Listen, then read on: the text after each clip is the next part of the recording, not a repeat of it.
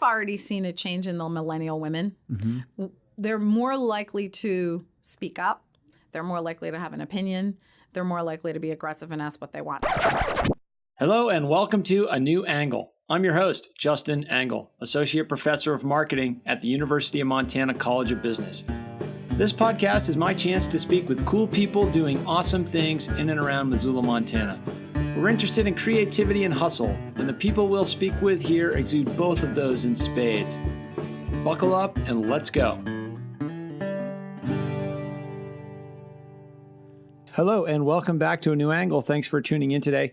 Today's episode features an interview with Michelle Cardinal. Michelle was recently on campus as the Gilkey Lecture Series speaker for the spring semester. And Michelle is the founder and CEO of the R2C Group, a large and important marketing agency headquartered in Portland, Oregon. Michelle and her husband, Tim O'Leary, a graduate of our marketing program, but also our creative writing program, are tremendous supporters of many things we do here at the College of Business, and we thank them for that. We thank them for their involvement in many initiatives here.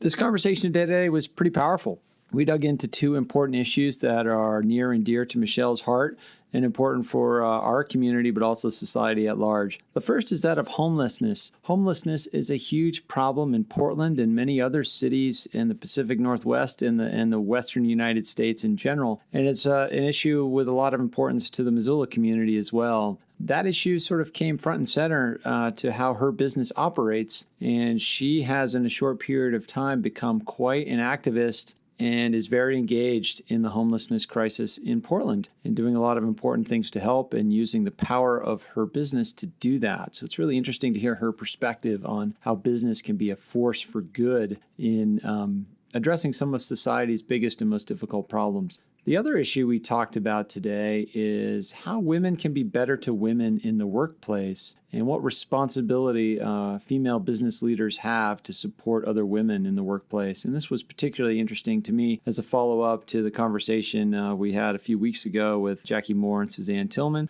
but also as the father of two young girls and trying to sort of figure out how best to build a culture of support amongst young girls and women in the workplace as well. So without further ado, I'll turn you over to Michelle Cardinal.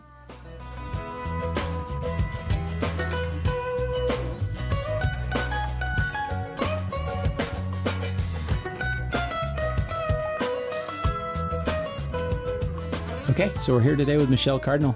Michelle, thanks for coming on the podcast. Thanks for inviting me. So you are here for the Gilkey Lecture this evening on International Women's Day. That's a pretty big honor. It is, and I'm really pleased to be here. We could get into a lot about your career, but what I wanted to first get into is the premise for why you're here. You're talking about homelessness, but that's a vehicle for other things. So maybe you could elaborate on that. Sure. The title of the lecture is Caring is Good for Business. And it stems from my experiences working in Portland and building a business in Portland and also San Francisco. I've got 4 offices around the country. Yeah. And I've been watching this homeless crisis grow and grow and grow on the West Coast. And I had this situation happen that brought me into becoming a homeless advocate. Okay. And that's the journey. I'm going to talk about that tonight in the lecture.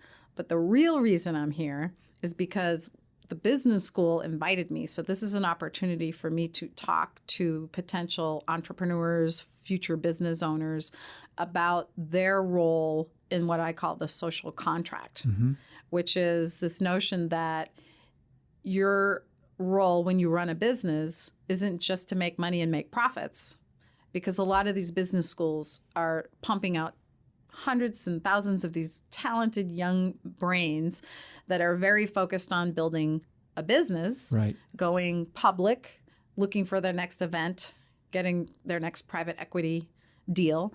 And that's great. I've been there, done that, building personal wealth. I'm all for it. I don't know if we're teaching what that responsibility is then after that, or even during that, and what our responsibility is to our communities. And so that's a lesson that I learned that I now want to share. And so I call it the circle of life. Yeah. And it's the social contract. We, as a business, need to have clean and safe streets so we can do business and our customers and clients want to come visit us and we can grow. And then I can hire more people and pay them more and give them benefits and healthcare.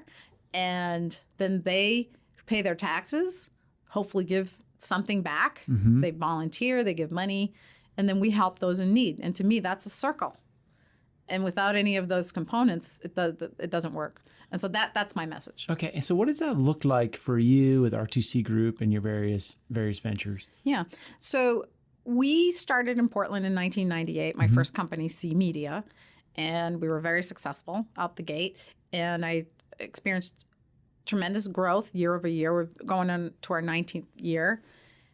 And about 7 years ago, I had somewhat of an existential crisis. The business was doing well, but it wasn't growing. I was under a lot of pressure from the shareholders to grow. EBITDA.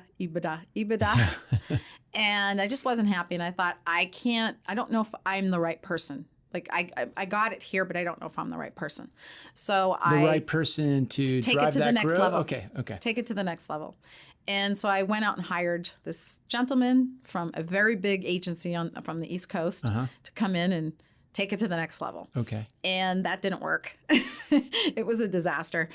Just not a good culture fit. Great guy. Sure. Gave us some great ideas, actually. But as I was going through that, I was also doing a lot of self-awareness and looking at myself about what I wanted to change in my life. And I just kind of had this epiphany that the road for us was to just create a better environment, to hire better people, and then all these other things started to happen. Sure. So we were already corporate giving, and we were already helping, doing our part, our charity, mostly giving money. Okay. But we started to think more about how we could be involved in the community. Yeah. And so we started building that up. We now do about 300 hours of volunteer work annually. Meaning across your employee base there? 220 people is pretty yeah. good. We pay everyone to take one day a year awesome. and go do something great. We do matching gifts. We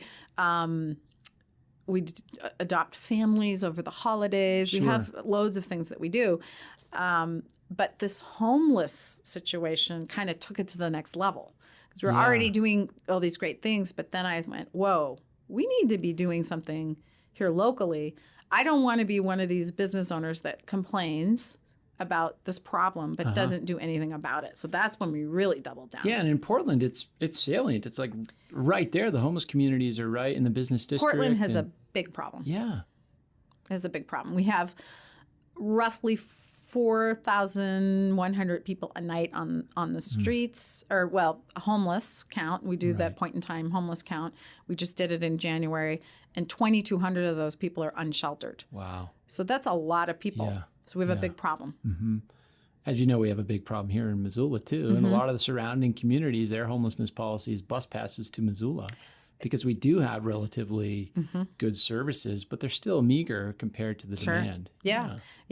In my presentation tonight, I'll talk a bit about that and what it looks like nationally. But nationally, we've got about 550,000 homeless people across the country, which is disgraceful considering how successful we are and what a great country this is. Right, for a society that's so wealthy, why can't we get this figured out? Right.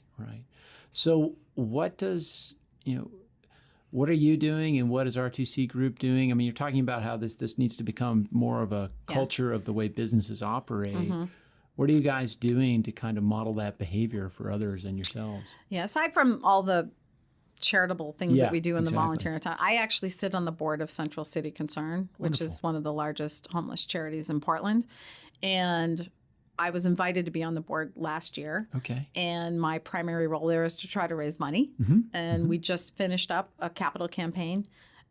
We raised $3 million for that capital campaign, and that's all going to go towards low-income housing, the building of 380 units. Okay. It's a drop in the bucket in terms of what we need, but it's a start. Yeah. So I offer up my marketing help, and everyone on my staff is involved. We do campaigns, we do we do advertising for them, and I help them with business outreach. I did a meeting, what we call a coffee chat, where we brought in about 30 companies from in our area, in the downtown area, to educate business owners on the homeless issue, so that we could then turn them into advocates. Because I believe this is a community problem, And I would say, 90% of our funding comes from the government in some way, shape, or form, and we need to step that up. We need local businesses to step up and also contribute as well. So that's one of our goals. Sure. And so you've come to this, I don't want to say post-success, but a little later in the process, and to speak to entrepreneurs and young students in the audience this evening, how would you advise students and or budding entrepreneurs, people starting out, to build this into the fabric of the way they approach business? Well, I try to be realistic. Okay.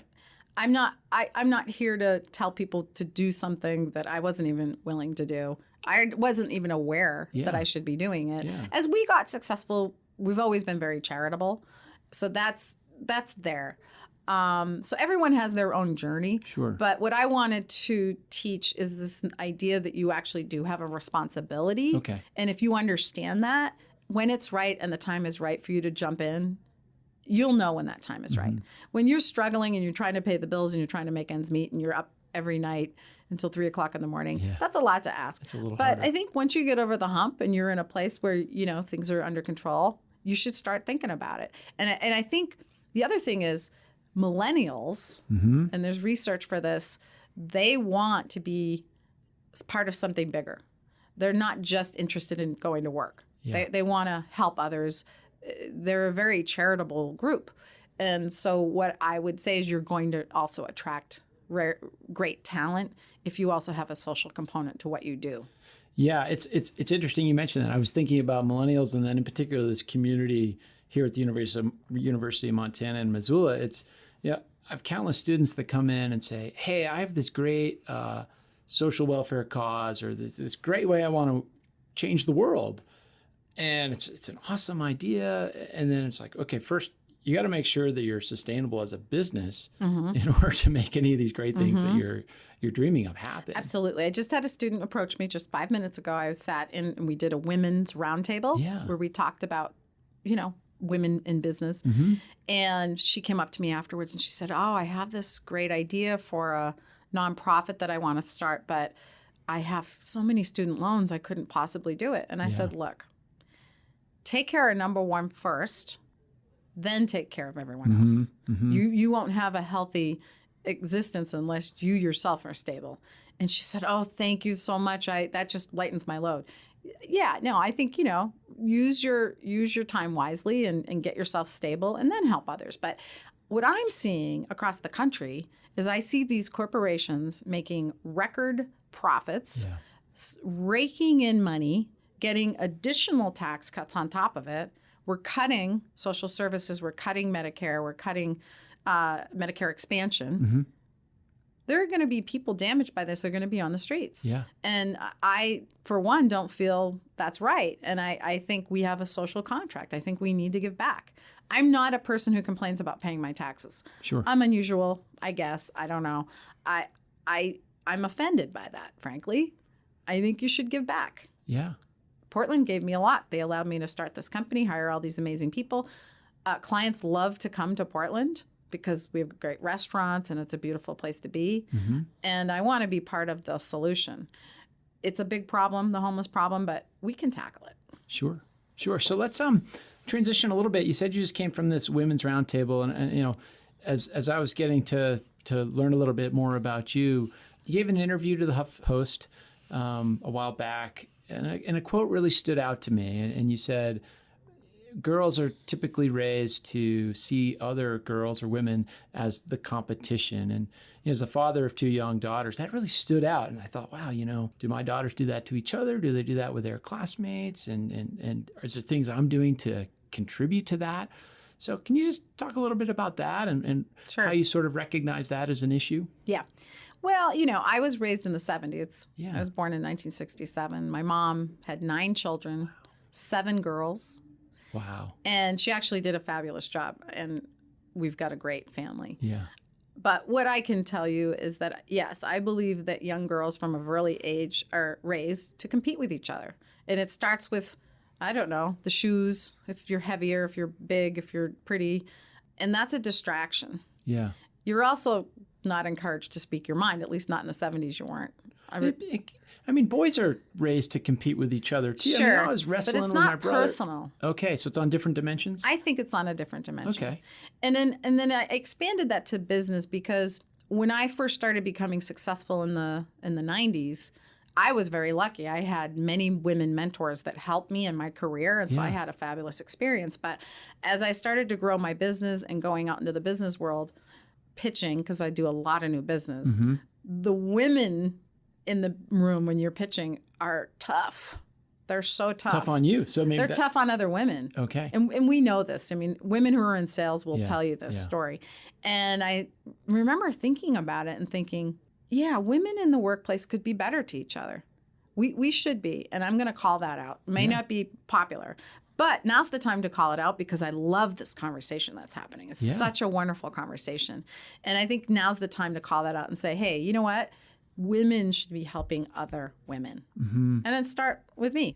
Start right now. And so I started really concentrating on women in my organization that I think need help and need mentoring to help them get to the next level. I help the men too. Sure. But I'm focusing on women because women are different in how you mentor them. Okay. Yeah. Talk more about that. How are they different? Women are less likely to ask for things.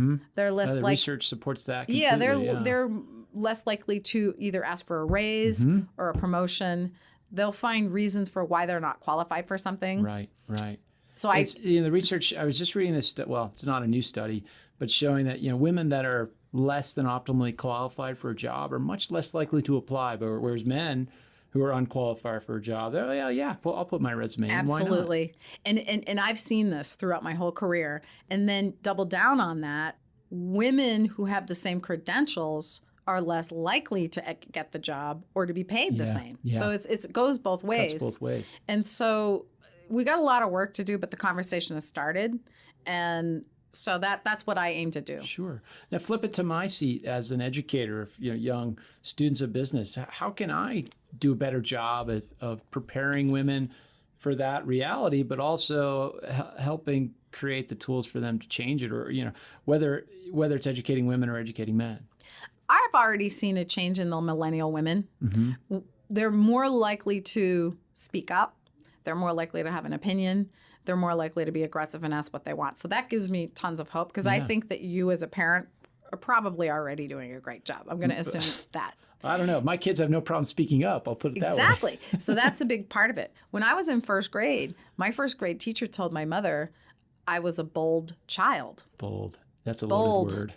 And she meant it as an insult. Yeah. But my mother laughed. She thought it was funny. And she said, hey, screw her. Yeah. Good for your mom. Yeah. Stop talking, but screw her, because I was always being put outside the door for talking too much. Right. So these are all just messages that we get as young people. But I think the millennials and the women after them, the young girls after them, are getting a different experience. But I didn't answer your question. I think you just acknowledging it and encouraging women to help other women is a big step. It's interesting too. So we did an episode a few weeks back on what we can do as educators to do a better job with regard to sexual harassment, sexual misconduct in the workplace. We had colleagues Jackie Moore and Suzanne Tillman on the show, and it's interesting to think about where we as an institution are sort of failing our students. If this bad behavior is going on, if it's so rampant in the workplace, how can we do a better job? And so having these conversations, I think, is at least the starting point for improvement. I absolutely agree with that. More women in positions of power and more women in business will also change that. More women in creative positions to tell women's stories will also change that. I was very happy to see that the Harvey Weinstein company is being bought by a woman-led coalition, and it's going to have a women majority board. That is an amazing outcome for a sad, terrible story. Yeah, absolutely. They turned it around for a voice for good. So I hope they make more movies about great women and telling women's stories. Sure. Now they have an editorial sort of role in doing that. Yes. Yeah. Okay, so I want to transition a little bit to your connection to Montana. So my understanding of your connection to Montana is through your husband, Tim, who's a graduate of our program. But the two of you have a deep commitment to this institution. And that manifests in various ways. But the thing I'm interested in today is you guys hire a lot of our students. Mm-hmm. And another piece I read from that HuffPost interview was your philosophy about talent is find the best talent, put them in the same room. So what is it about University of Montana students that make them qualified to be part of that best talent? We love Montana. Yeah. So my husband was born and raised in Billings. Mm-hmm. He went for a short time to school in Oregon, then ended up coming back here to Missoula Right. and got his undergraduate. And we have just been coming to Montana forever. Since I met him, he introduced me to Montana, and we love to ski here, and he's a fly fisherman. Uh-huh. And when we started getting into our charitable mode Yep. about 20 years ago, he was asked to, I think, sit on some committee here as an alum. Probably our advisory board or Yeah, something. he got on the advisory board. Then he became a trustee. Yep. He sat on the trustee board. So we just started coming here a lot. And then I'd come with him. Yeah. And I got to know everybody here. We have friends here in Missoula. Yeah. But Not a bad place to visit. Yeah. And then Mary Ellen Campbell, Okay. who was one of your professors. Right. I'm sort of in her lineage. You are? My tenure track line was her tenure track line. Well, so. a fabulous, she's a trailblazing, successful woman. Absolutely. Yeah. A lot to live up to there. Yes. She contacted Tim and said, I have this great kid who you should hire. His name was Butch Bannon. Okay. And Tim said, well, he's not probably right for me. Maybe he's right for Michelle. So I interviewed this kid. And my company was pretty small at the time. I think I had 10 people. Sure. Hired him. That was a great experience. Then she called and said, I have this other guy, Mario Schultzke. Okay. So we hired him. Then Mario stayed with us for a few years, then ended up coming back here to the university. That's right. To run your marketing. Until very recently. He's been here 5 years. Mm-hmm. He then started an analytics course that we funded. Yep. And the deal was every talented person that you have, send them our way. Yeah. Right of first refusal to the best of the best. Yeah, and I think the business school at that time was also doing a Northwest tour of companies every year. They bring the students around. We were taking our MBAs and our undergrads. I never went on the tour. Simona Stan was leading that. Sherry Likala before her. That's correct. So we'd have Montana students coming all the time. So we just had a steady stream of students coming and doing internships. And what we love about Montana students is that they're very well prepared. Mm-hmm. They're perfect for our culture because they are good, solid humans, which is very important. Yes. It's not always the case in the advertising industry. They love the outdoors, Mm-hmm. and they really work for us. They work really hard for us. So we've had such great luck. We actually have a recruiter here today. Yeah. Mm-hmm. So the question comes to mind as you're talking about that. So hearkening back to our conversation about women, maybe women feeling, the research showing they're less assertive about asking for what they deserve. One thing I've noticed with Montana students is that they're a little bit reticent to think that they're ready to play on the big stage, that they're ready to go to Portland and work for a shop like yours and perform against students from the Harvards and Stanfords of the world. Yeah. Do you have to do a little coaching with those students, with those hires? That I haven't found that to be the case. Okay. I've met several students even today that have come to me and said, I'm either going to Seattle or I'm either going to Portland. Yeah. What do you think? Okay. And we had conversations about it. So I don't know. I think that they know what they want to do. That's good to hear. Yeah. So another piece, Michelle, of your advocacy work I'd love to touch on is this Facebook group you have, What Smart Girls Do. What's that all about? One of the things that I've noticed is that women have very few role models. And I was alluding to this in my conversation about the Harvey Weinstein company, right? Mm-hmm. If we could just have more examples of successful women. And I kept coming across these articles and stories about these amazing women, and I didn't have a forum to share them. So I just created this Facebook page. And the idea is trying to just put out there examples of fabulous women doing fabulous things to serve as examples and role models for others, young women, old women, it doesn't matter. And it's become kind of a sharing thing. So other women see it and then they share it. And it's just a way to just promote this idea that I have that I believe the more you see other people like yourself doing something, the more likely you will jump in and say, I can do that. Yeah, it kind of gives you license. Yeah. You can visualize yourself in that role. Absolutely. Absolutely. Sheryl Sandberg wrote a book called Lean In. And it was great. And I love that book. I completely agree with it. It didn't resonate with a lot of women because they said, oh, well, sure, you can lean in. You have, all this money. And, you can hire people to help you. Right. And I don't necessarily agree with that criticism, although I kind of understand it. And so what I aim to do is say, there are women in all walks of life doing amazing things. And here they are. Yeah. Here's this one person that did this amazing thing. Isn't that great? One thing I don't know if I took away, but one thing I was thinking as I was reading Sheryl, I read Lean In, and I was wondering, how on earth does she do all this stuff? Like, how do you keep balance in your life? I mean, you're running a hugely successful company, 220 employees roughly. You've got these philanthropic endeavors, this engagement with women's issues. How do you do it all? How do you keep balance? Well, I don't have children. So that is helpful to me. And so I don't put myself up there on the same level as women who have children because I have a lot of women that work for me that have children, and I don't know how they do it. Yeah. And I think how they do it is they've got a great spouse that helps them, and Sheryl Sandberg does talk about that, is that balance. But for me, I just love what I do. So it's not, to me, it's not work. And, I spend time with my family, I work, I travel, and I see my friends. Like, those are the most important things. Sure. And so there's got to be a little bit of play on your trip here to Montana. I love to play. Yeah. So you're here for the Gilkey Lecture, but what else is happening? Tomorrow morning, I'm going to fly up to Bozeman. Okay. Spend the day in Bozeman, and then go up to Big Sky and ski Saturday and Sunday. Fantastic. And then head back to Portland on Monday. Good snow here this season. Yes, I just checked it out, and it looks like they have at least a 100-inch base there, so I am going to be ripping it up. Yeah, you'll have no shortage of fun out there.